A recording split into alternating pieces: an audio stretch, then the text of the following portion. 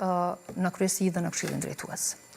A ka mungesë të vullnetit politik për të dalë nga kjo krizë, pazotësi apo çfarë?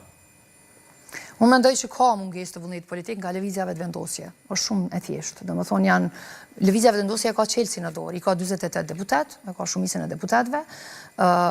Ose duhet të ulet, të bëj diskutime me partitë e caktuara për ta kriju shumicën e thjeshtë, ose duhet ta ndroj kandidatën dhe të mendoj për një kandidat që mund të jetë i pranueshëm të marrë vota në kuptim të rastësisë, jo në kuptim të si ta them kompromisit, sepse mund të ketë deputet që mund të votojnë, bile ka parti që kanë propozu vetëvendosje se këta vendosin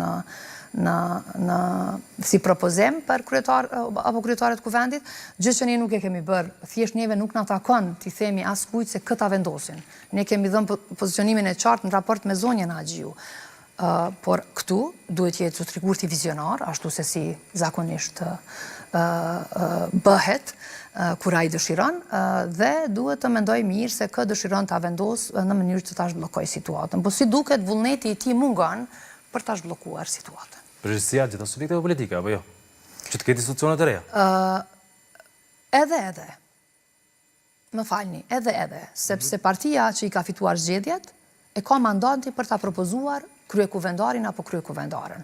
Dhe me atë mandat dhe me atë mundësi i vjen edhe detyrimi për ta kriju shumicën e thjeshtë.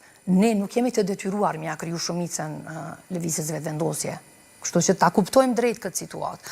Prandaj, partia që i ka fituar zgjedhjet duhet të synojë që ta krijojë shumicën e thjeshtë dhe të dialogojë dhe të negociojë. Derisa vendosja insiston pra me zonën Haxhiu si kandidate për kryetarët të kuvendit, insiston pa ashtu në tentim të fshet dhe sipas tyre argumentojnë këtë duke thënë që mund të ketë disa deputet qoftë nga PTK-ja, nga LDK-ja, që do të mund ta votonin në mënyrë të fshet zonën Haxhiu për kryetarët të kuvendit. A mund të ketë pra deputet nga PTK-ja? Shikoni, këto janë spekulime dhe për faktin që përmenda në fillim të emisionit që krejt procesi i votimit të fshehtë është kundër kushtetues, unë nuk dua të lëshohem në këtë lloj spekulimi. M'vjen keq. Spekulim, i quani? Po spekulim është sepse mas pari procesi që është ndryshuar, votimi i mbyllur, është proces kundër kushtetues.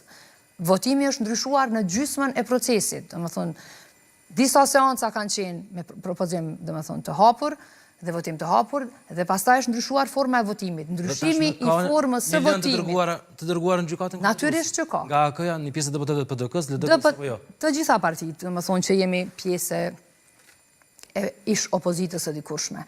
Sepse vendimet që janë marrë për ndryshimin e procesit të zhvillimit të seancës konstituive janë kundër kushtetuese, janë jashtë skenarit që është marrë vesh në mbledhjen e kryesisë së vjetër, e cila ka pasur mandat të përcaktoj skenarin dhe deputetët që do ta drejtojnë konstituimin e legjislaturës së re. Prandaj ndryshimet në proces nuk janë të lejuara. Kjo është fare e thjeshtë dhe fare e qartë. Prandaj, as nuk dua të lëshohem në spekulime, a voton dikush, as voton prej nesh, a prej atje, a prej listës sërbe, është fare pak e rëndësishme. Procesi është i kontaminuar, dhe është i kontaminuar qëllimshëm. Qëllimshëm.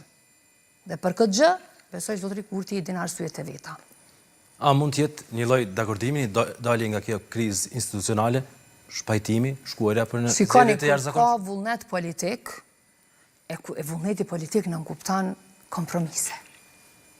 Jo kryenietësi. Kompromise.